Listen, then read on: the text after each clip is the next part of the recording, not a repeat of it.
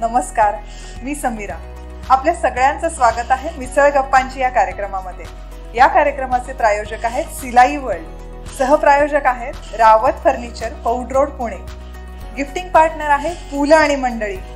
आज आपल्याला भेटायला मिसळ गप्पांची मध्ये जो पाहुणा आलाय तो मॉडेल आहे. त्यांनी हिंदी पिक्चरमध्ये काम केलंय, सिरियलमध्ये काम केलंय, मराठी पिक्चरमध्ये काम केलंय, सिरियलमध्ये काम केलंय आणि बऱ्याच जणींचे क्रश असलेला असा तो आहे. आजच्या एपिसोडला खूप जणींचे बदाम हार्ट्स मिळणार आहेत. तर आज स्वागत करूया आपल्या गेस्टचं, Sameer Dharmadhikari. Thank you so much. मजा येते पुण्यामध्ये इंटरव्ह्यू द्यायला.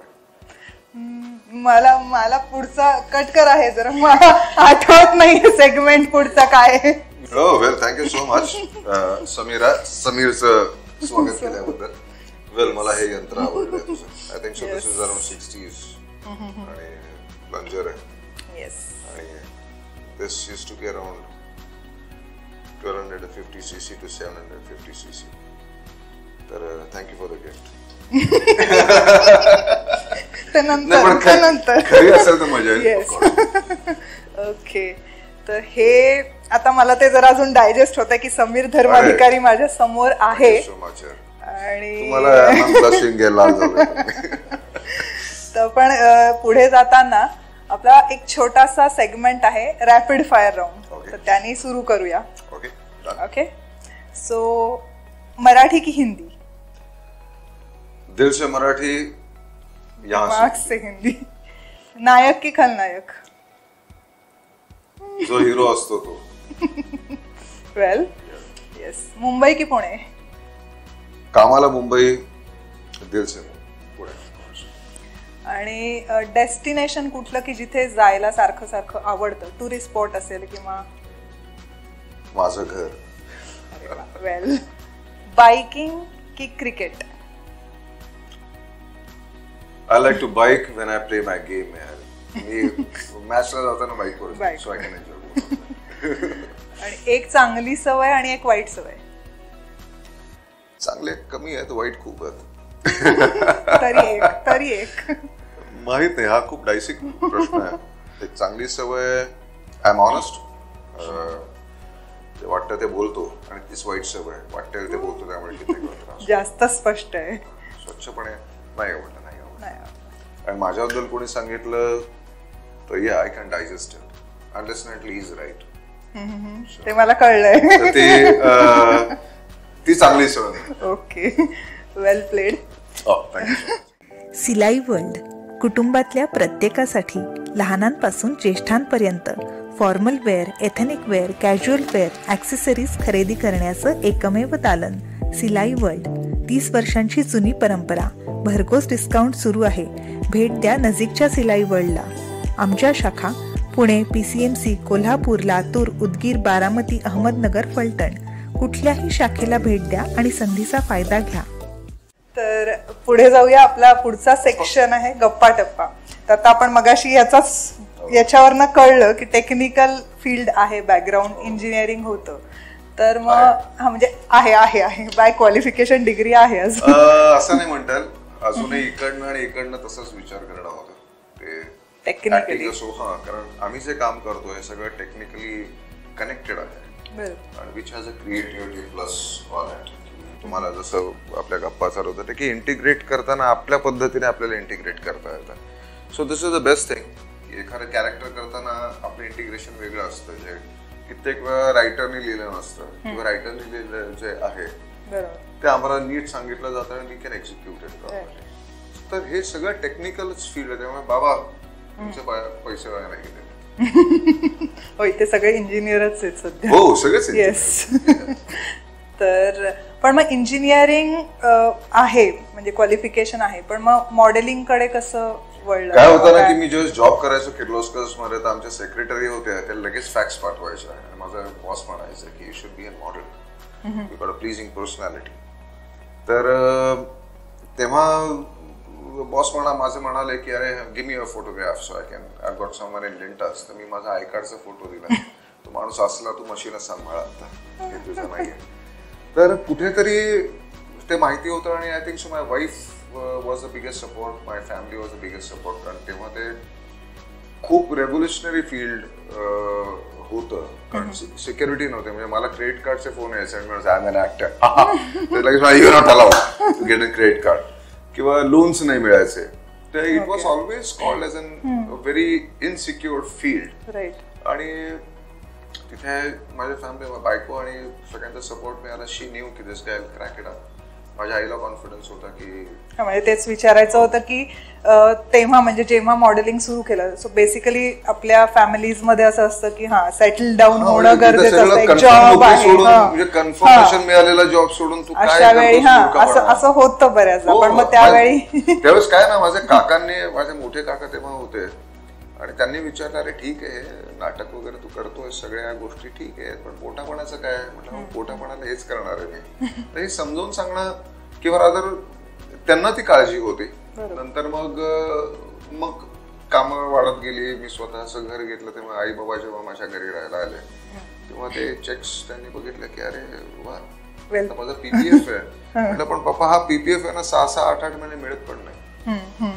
तर इकडचे संस्कार, जसं म्हटलं ना की यहाँ से आणि यहाँ से, इकडचे संस्कार आपले जे मध्यमवर्गीय संस्कार असतात की आत्ता पाण्यात साठवून ठेवायचं, आणि ते मी नाही केलं, माझ्या बायकोने. तर तिथून कुठून तरी कॉन्फिडन्स येतो. एकाला 4 कामं मिळतात, तुमची ऑनेस्टी दिसते तुमच्या पद्धतीने जास्त, आणि एकाचे 4चे 16चे 28. रावत फर्निचर सोबतच ग्राहकांची सोय लक्षात घेऊन बॉश या जर्मन कंपनीचे सर्व किचन अप्लायन्सेस मिळतील, अगदी डिशवॉशर सुद्धा. ग्राहकांची सेवा हाच आमचा धर्म. तर मग पहिलं मॉडेलिंग काय होतं, केव्हाच होतं, कधी सुरू? पहिलं मी नाटक आणि रॅम्प शो असं एकत्र केलं होतं. माझा मित्र आहे राजेश बॅनी, त्या काळातला तो पायनियर माणूस होता. तर मी एक ॲमेच्युअर शो केला होता रॅम्पवर, आणि लकीली स्पोर्ट्समुळे तो फिटनेस होता की मला त्या एका सुंदरीने विचारलं, ती आमची बॉस होती, ती म्हणाली कॅन यू वॉक? म्हणलं I came in walk in it. ती म्हणाली नाही ऑन द रॅम्प. म्हटलं of course on the ramp, nothing wrong in it, छान चालू आहे आपण. आणि walk on the ramp which was amateur. म्हटलं की मला पैसे नको, मी पैसे देणार नाही, कारण तेव्हा ते खूप डायसी होतं की पैसे घ्यायचे, असं काही फिक्स होते आणि प्रत्येक ठिकाणी असतात ते. ते हसले, ते आमचे इन्स्टिट्यूट आहे. म्हटलं fine, walk for you guys, no problem. So I walked, and जिथे मला राजेश बॅनीनी मला बघितलं, I was one of the best guys at that time. आणि he said okay fine, I will give you at that time salary. He said, I'll give you this much of money, you have to walk on the ramp with the suits on. I said, wow, this is pretty good. मग तिकडनं ती सुरुवात झाली. मग त्याची थोडीशी तयारी. I was not groomed at that time. I was only confident. And still now also I'm not groomed, I'm only confident. So तो confidence स्वतःबद्दलचा होताच. आणि started walking on the ramp. नाटकात गेलो. भाषा ऑफकोर्स, भाषा शिकलेलो नाहीये, पण तिथे माझ्या फॅमिलीने मला मदत केली. खरं जुने आपले श्लोक होते, परत पाठांतर नव्याने, आणि थोडीशी धार लावली, थोडी समज वाढली. आणि ओव्हरनाईट प्रोसेस नाहीये कोणत्याही प्रोफेशनच्या बाबतीत. It takes its own sweet time to mature the character what you play. तर मला जुन्या फिल्म्स बघताना मी स्वतःच हसतो आणि मान खाली घालतो की काय केलं होतं. मला विचारायचं होतं तेच की असं काही झालंय का की अरे तेव्हाचा समीर आणि आता फर्जंद आणि फतेशिकास मधला समीर, असं काही ती मॅच्युरिटी कुठेतरी एका पॉइंटला येते. बरोबर. आणि नाही आली तर you not meant for that profession. Right. हिंदीमध्ये काम केलं किंवा मराठीमध्ये केलं, सिरियल्स, मॉडेलिंग किंवा मूवीज, सगळीकडे केलं, तर त्यातलं कोणतं असं फील्ड चॅलेंजिंग वाटलं? सगळंच चॅलेंज आहे. चॅलेंज नसेल तर काम करणं मजा नाही. ते तर आहे. हिंदी इंटरनॅशनल, पण ते करताना मला कधी जाणवलं नाही की मी मराठी, मला हिंदीमध्ये काहीतरी करायचं. आणि लोकांनी ऍक्सेप्ट पण केलं. आणि मला सगळे जे मराठी भाषिक आहेत माझे सगळे चाहते, म्हणजे ते त्यांना मला फार बरं वाटतं की मी कित्येक वेळा विदेशात जातो आणि तिकडे म्हणतो की आमचा मराठी मुलगा आहे. तर याच्यासारखा आनंद नाही करत कुठे. जो म्हणजे फेस सगळ्यांना आता जसं मी म्हटलं की खूप जणींचे क्रश आणि असा नायक म्हणून सगळे बघत होते आणि हळूहळू हळूहळू तो खलनायकामध्ये घुसला आणि तो इतका क्रूर क्रूर क्रूर खलनायक आम्हाला बघायला मिळाला. फर्जन, फतेह शिकस्त आणि तुमचा येणारा जंग जोहर याच्यामध्ये एवढा क्रूर कसा काय झाला? एवढा क्रूर नाहीये काय ना, क्रूर करताना तुम्हाला ते समजायला पाहिजे. आय डोंट नो, म्हणजे मला ते लकीली माझा डायरेक्टर दिग्पाल आणि प्रोड्युसर यांना दोघांनाच कॉन्फिडन्स होता. रेमंड जरा सूट घालून तो कसा काय करणार, नाही सर हा जबरी करेल, काय त्यांना कॉन्फिडन्स होता आणि मला माझ्याबद्दल कॉन्फिडन्स होता. तर त्यांनी इतकं ओपन केलं होतं कॅरेक्टर माझ्यासाठी की तो माझ्या डोक्यात काहीतरी असेल, तुम्ही ठरवा काय करायचं.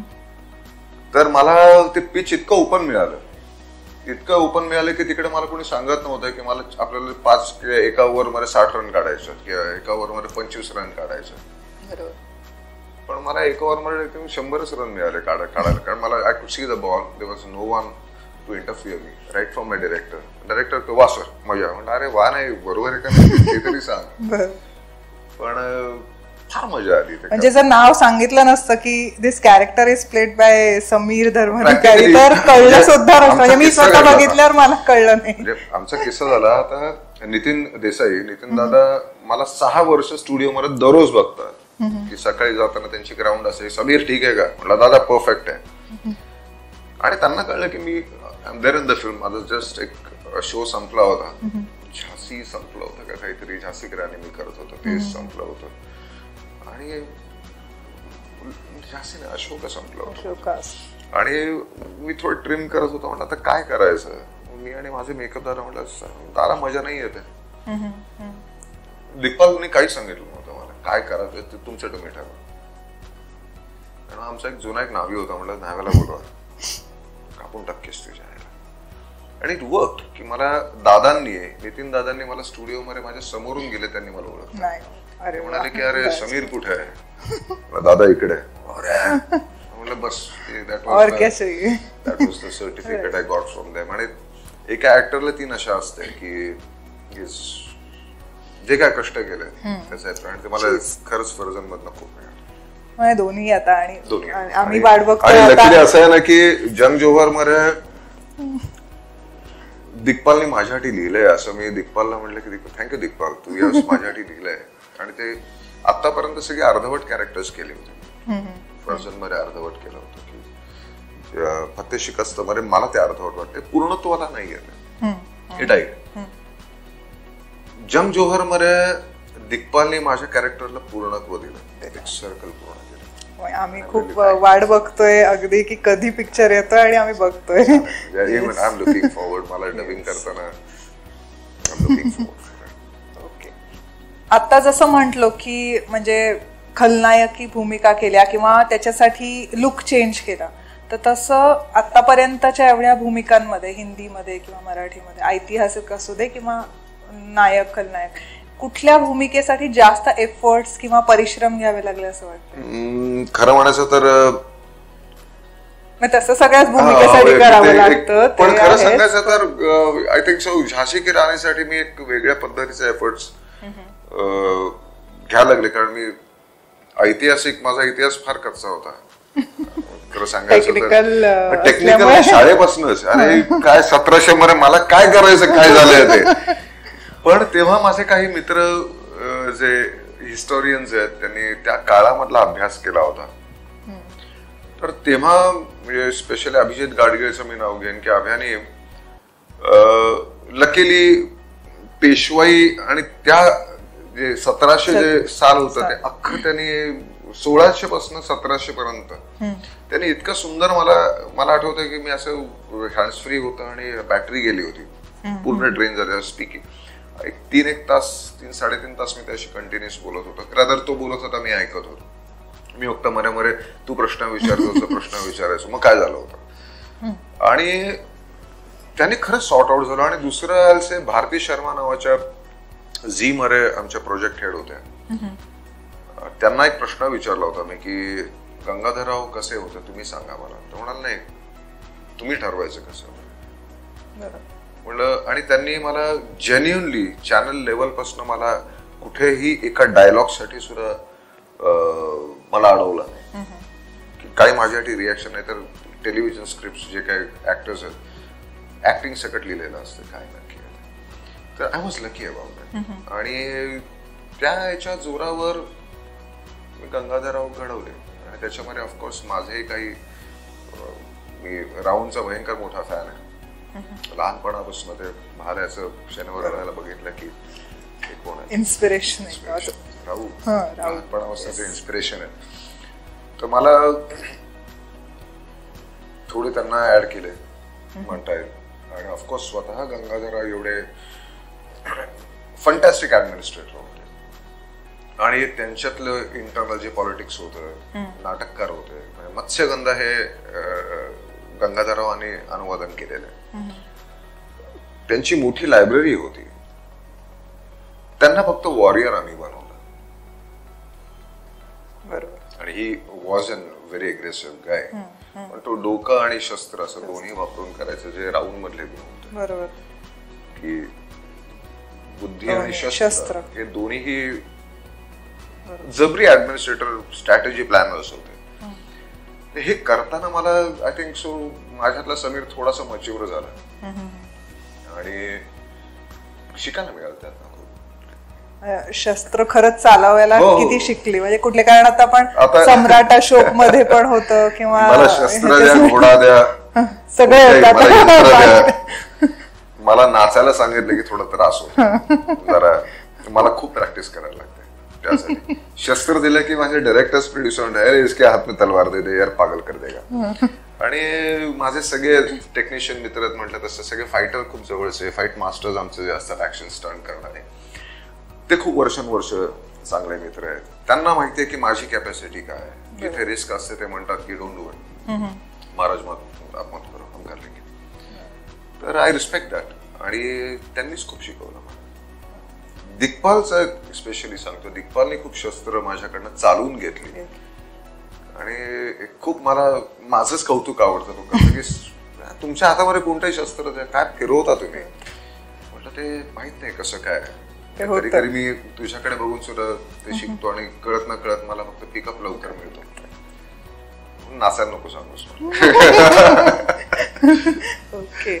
नेल पॉलिश या वेब सिरीज मध्ये पण आता काम केलेलं आहे. ती फीचर फिल्म आहे ऍक्च्युअली, पण त्यांनी ओटीटी साठी स्पेशल ओटीटी प्लॅटफॉर्म. म्हणजे कसं बेसिकली आता कसं होतं की ऍक्टर्सला मोठ्या पडद्यावर स्वतःला बघायची सवय झालेली असते आणि may be down the line या सगळ्या आत्ताच्या गोष्टींमुळे काही पिक्चर किंवा हे सगळं ओटीटी मध्ये आलंय. तर कसं वाटतं फायनली कोणताही नट असो, कोणताही ऍक्टर असो, कोणताही कलाकार असो, त्याला प्रेक्षक हवा असतो. तो लग्नाची कॅसेट नाही करत की हा इश्यू बघतो. ही वॉन्ट्स ऑलवेज एक त्यातनं तुम्हाला वा. आपण नाटक करताना ऑडियन्स मध्ये एक वा मिळालं की तुम्ही अजून ऍड ऑन करता त्या, की अजून चांगलं करण्याचा एक वेगळं काहीतरी एक प्रेझेंट करण्याचा प्रयत्न करता. तसं हे टेक्निकल मीडियम मध्ये आम्हाला थोडासा वेळ लागतो की इट टेक्स ती वा कळायला की जसं तू म्हणालीस की हार्ट्स आणि लाईक्स मिळायला पाहिजेत. तर ते त्याला ओटीटी असं झालंय की मीडियम बदलत गेलेत सगळे. नाटक होतं, नाटकातनं सिनेमा निर्माण झाला, संगीत नाटकं होती, मग ते ड्युरेशन कमी व्हायला लागलं. सिनेमा, टेलिव्हिजन आलं. ऑफकोर्स ऑडियन्सला जेवढं कोझिली बसू तेवढं ते एन्जॉय. तर टीव्हीने तर जेवता जेवता सुरू झालं.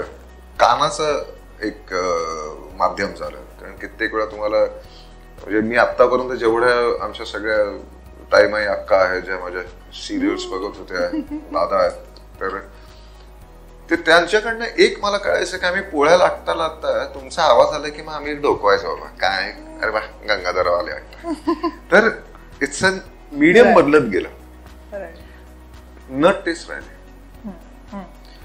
त्यामुळे कोणत्याही नटाला, कोणत्याही कलाकाराला एकच भूक असते की त्यांनी केलेलं काम प्रेक्षकांनी बघावं आणि दुसरं ते वाईट आहे एवढं तरी म्हणावं. काहीतरी रिॲक्शन असते. आणि ती सगळ्या या प्लॅटफॉर्म्स, वेगवेगळे प्लॅटफॉर्म्स आहेत. ओटीटी मध्ये जास्त बोल झालो आपण. पूर्वी असं मनात मूर्ख आहे तू आता म्हणतात डायरेक्टली म्हणताय टू टू टू वाजत नाही सर म्हणजे टू टू नाही वाजत किंवा इकडे लिप हे नाही होत पण त्याचा अतिरेकही लोकांना तसा केलेला आहे ते पण होतंय. तर पुढच्या OTT प्लॅटफॉर्म मध्ये मी काहीतरी करतो त्यामध्ये बीप पण नाही ऐकू येणार. मी इतकी स्वच्छ भाषा वापरेन मला गरज नाही पडणार. आताची माझी मुंबई आली त्यामध्ये मजा आहे का एन्जॉय.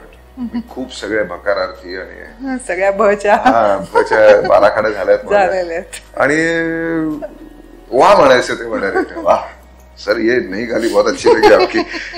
तर त्या शिव्या सुद्धा मी पुण्यातनच घेऊन गेलो खरं सांगतो. तर ऋण आहेत आपले सगळ्याच प्रकारचे ऋण आहेत पुण्याचे. पुणे तिथे काय होणे भ पण शिकवेल सगळं. तिकडे एखादा चुकीचा गाडी चालवत असेल तर वॉट एव्हर आता इकडे युट्यूब आहे चालू शकतो नको. तर मला हे सगळे ओपननेस जे होते जे यू कॅन से त्याचा एक सपोर्ट असायचा. पूर्वी आम्ही डोक्यामध्ये ते विचार करून आम्ही नॉर्मल व्हॉट एव्हर डायलॉग्स होते आता ते डायरेक्टली बोलता येतात. पण दॅट इज नॉट OTT मध्ये कॉन्सेप्ट वेगळे वेगळे येतात. जसं नेल पॉलिश बद्दल आपला विषय झाला की नेल पॉलिश एक वेगळीच कॉन्सेप्ट होती की मी 20-25 मिनिटं पहिल्या फिल्म मध्ये आहे तिथे मला काहीतरी लुकवर काहीतरी एक्सपेरिमेंट करायला मिळालं. त्याच्या आधी मुंबई झाली. मुंबईमध्ये वेगळाच आतापर्यंत राजा आवडायचा माझा आता म्हणतात पोलीसवाला कळ आता बघू आता नॉट शुअर लेट्स सी. तर हे असे व्हरायटी मिळाला ना जसं आई किंवा बायको असं दररोज वेगवेगळी भाजी करून देते कधी कधी म्हणते वाढले तर शांतपणे खा. तर ह्या सगळ्या गोष्टी OTT मधनं आहेत वेगवेगळ्या प्लॅटफॉर्म्स मधनं आहेत. डेली सोप नाटकासारखे आहे की नाटकाचे 3 प्रयोग म्हणता येईल की दररोज तुम्हाला ते डिलिव्हर करायचं असतं कारण सगळे प्रेक्षक वाट बघत असतात आणि कित्येक वेळा तुमची इच्छा पण नसते आणि ते खूप रिस्पॉन्सिबल काम असतं. 12 वर्ष मी केलं ते नसतो तुमचा मूड कधी. Sometimes you are like really off मला आज नाही करायचं पण यू कांट से मला नाही करायचं you have to perform. So ते वेगळी रिस्पॉन्सिबिलिटी आहे आणि ती रिस्पॉन्सिबिलिटी का असते कारण बघणारे इतके करोडोंमध्ये बघणारे तुमची वाट बघत असतात की पुढचा एपिसोड येणार आहे आणि मग त्यांच्यासाठी म्हणून तुम्हाला जरी नसेल तुम्ही वेगळ्या फ्रेम मध्ये असाल काही असाल तो दिवस तुम्हाला काढायला लागतो आणि ती अख्खी टीम आमची आम्हाला सपोर्ट करते. छंद कोणता आहे म्हणजे क्रिकेट आहे बायकिंग आहेच आणि त्यात सगळ्यात मोठा छंद माझं काम आहे खरं सांगायचं तर. आणि आय एम लकी कृपा आहे की मला माझा छंद मला प्रोफेशन मध्ये कन्वर्ट करता आला आणि तो प्रोफेशन सोडून ऑफकोर्स बाईक यंत्र मला आवडतात खूप. अजून खूपशा गोष्टी काही ना काही चालू असतात. हिंडणं असतं खूप. क्रिकेट आहे ऑफकोर्स क्रिकेट तर पाहिजेच आहे त्याशिवाय जरा नाही सकाळी जरा एक 5 ओव्हर टाकल्या की बरं वाटतं आणि किंवा पॅडअप तर लकीली हेमंत केणीकरचा इकडे पुण्यामध्ये वर्गमित्र आहे माझा ग्रेट क्रिकेटर. तर तो मला बोलवतो ये समय आज खेळायला आज पॅडअप करायला. आय गो अँड बोल विथ प्ले सॉन्ग. बाईक मध्ये आपण आता म्हंटल बाईक चालवण्याचा छंद आहे तर काहीतरी एक एक्सपिडिशन केलेलं आहे एक किंवा किती केले ते मोठं आता सध्याचं लेटेस्ट इतक्यात नाही पुणे मुंबई चालू असतं माझं म्हणजे एकटा असेल तर बरं पडतं ते मला टँक बॅग टाकली की आय एम ऑफ. पण केदारनाथला मी गेलो तुंगनाथला गेलो होतो. युजली मंडळी नवीन बुलेट कोणतीही बाईक घेतली तर गोव्याला जातात लद्दाखला जातात. गॉड नोज मला महादेवांचा खूप छंद आहे आणि मला खूप आवडतात. म्हटलं बाईक घेतली मी उज्जैनला जाणार. मी कधी उज्जैनला गेलो नव्हतो आयुष्यात. मला त्या राज्याबद्दल किंवा उज्जैन विषयी मला भयंकर क्युरिओसिटी होती. तर पहिली मी बाईक घेतली तर मी उज्जैनला गेलो होतो आणि उज्जैनहून परत आलो. म्हटलं आपण आता नॉर्थला जाऊया.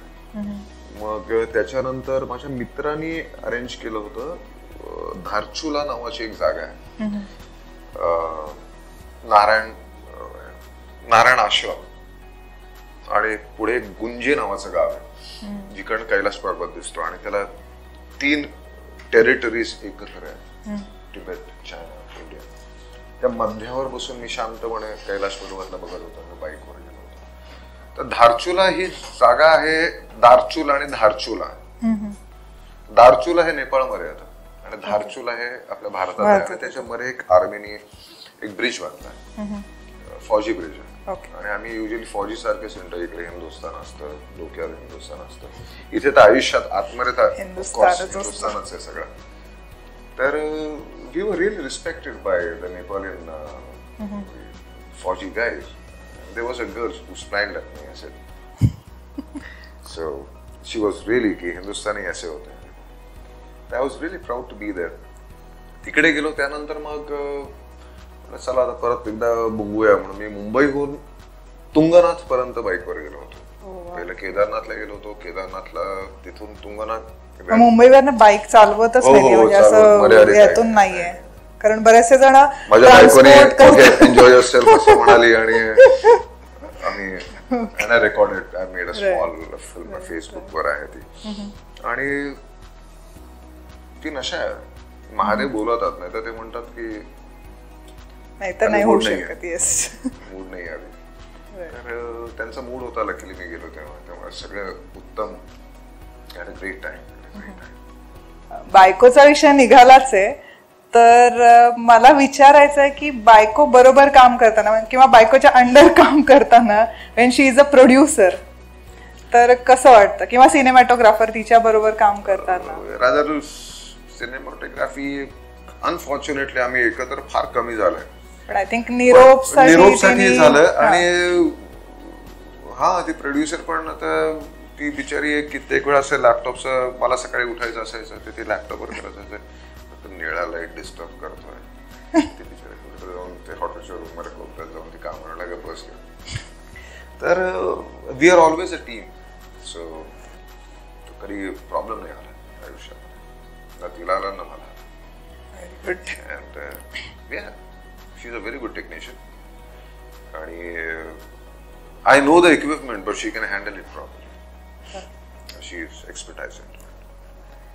कोणत्या डिरेक्टर बरोबर काम करायला जास्त आवडतं असं काही? खूप आहेत. I was lucky to work with all the good directors. I'll say Rajiv Menon म्हणा की BKP नावाचे आहे, मधुर वांडरकर बरोबर काम करणं झालं, Digpal in the new generation. I'll say every director is fun to work with. But सगळ्यात जास्त सगळ्यांबरोबरच आली. I'll specifically say Rajiv Menon. याच्यावर मी रेमंड्स केलं, कॅम्पेन, नेस्कॅफे केलं, आणि ही इज अ तमिलियन. आणि कधी कधी तो विसरायचा की he doesn't understand Tamil, but I could understand him. ते याच्या एवढा उत्तम डायरेक्टर काय असू शकतो. Coordination, communication. आणि we did really big campaigns together. म्हणजे मी ICICI बँक केलं, रेमंड्स केलं त्याच्यावर. आय थिंक मॉडेलिंग मध्ये you have done more than 150 around products have done. तर त्यामध्ये ऍडव्हर्टायझिंग मध्ये खूप वेगवेगळ्या पद्धतीचे डायरेक्टर्स मिळाले. नंतर रवी उद्यावर आलं specifically say. Fantastic directors, real creative. मगाशी जसं म्हणलं की मॉडेलिंग मध्ये की सुरुवातीला ग्रूमिंग नव्हतं, पण आताचा जसं मॉडेलिंग, आधीचा जो काळ होता मॉडेलिंगचा आणि आताचा, याच्यामध्ये बऱ्यापैकी आय थिंक डिफरन्स आहे. Of course generation changes, generation changes, clothing changes, attitude changes. त्याच्यात ग्रूमिंगला आपण किती म्हणजे महत्व देऊ शकतो? Grooming is not an overnight process. ग्रूमिंगला थोडासा हे यंत्र आहे ना, हे खूप कॉन्शियस करतात. आणि the basic grooming is you enjoy that lens. So you have to fall in love with that lens, which we fall in love, will love. Sir ते त्याचं इंटिग्रेशन बरोबर तुम्हाला कळतं, समजतं, त्याला थोडासा वेळ लागतो. So main grooming is understand the technique and love that lens. Fall in love with that lens. Then only it can happen, right?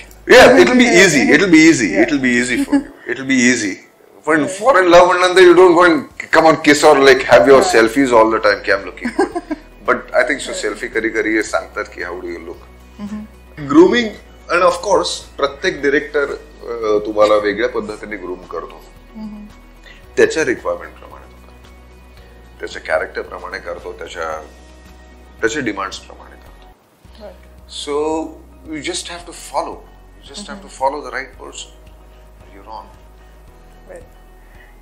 एवढ्या जर्नीमध्ये म्हणजे सगळ्या फील्ड मधल्या जर्नीमध्ये असा काही एक मजेशीर किस्सा घडलाय किंवा असं काही एक्सपिरियन्स आहे? आता लगेच विचारलं तर मला काही किस्से काय फार आठवत नाहीये फ्रँकली. म्हणजे एक किस्सा होता आहे म्हणजे मी एक ऍडचा हिरो होतो आणि तेव्हा मला घर घ्यायचं होतं मुंबईत आणि मला गाडीमध्ये इंटरेस्ट नव्हता. आय हॅड बाईक आणि माझ्या स्पॉट बॉयकडे माझ्यापेक्षा बरी बाईक होती आणि असं रेनकोट वगैरे घालून असं सर अब तो कुछ ले लो गाड़ी बड़ी ऐड मिल रहा है ना अरे तू अपना लगा दे वो बाइक लगा दे बाद में लूंगा पहले घर लेना है मुझे. आम्ही जेव्हा पहिल्यांदा घर घेतलं मग ती गाडी घेतली रवी चोपडांनी मला आता खूपशा माझ्या जुन्या सिरियल्स येतात ज्याच्यामध्ये मनू केला होता मी आणि रवी चोपडांना मी बाईकवर येतो भयंकर त्यांना टेन्शन येतं कैसे आ जाते हैं. त्यांनी मला जवळजवळ त्या दिवसापर्यंतचे पैसे दिले होते 60-70,000 बिग अमाउंट. बेटा ऑफिस आ जा ये पैसे ले जा. पहली गाड़ी खरीद ली 3 दिवसांना परत बाईकवर परसों तो तुम्हें दिए थे पैसे. सर वो घर खरीदने के लिए कम पड़ रहे थे 70,000 तो मैंने घर खरीदला. ते हसायला लागले आणि नंतर मी ऍज युजल प्रत्येक माणसाची पहिली मारुती 800 मी घेतली. 20 नंबर त्यांच्या ऑफिसच्या बाहेर गेलो. आनंद नावाचा बंगला होता त्यांचा आणि त्यांचं केबिन असं होतं की anyone can knock and come inside. तो मी गाडी लावली सर मैंने गाड़ी ले ली. तो he came out of the cabin. He saw that car. He sat into that car. That legend man. I said, I'm proud of you, son. Need anything? Let me know. So bless me. I won't need anything. I was blessed by him. गप्पा चांगल्याच रंगलेल्या आहेत. या गप्पा अशाच चालू राहतील. बघत रहा भाग 2 समीर धर्माधिकारी बरोबर.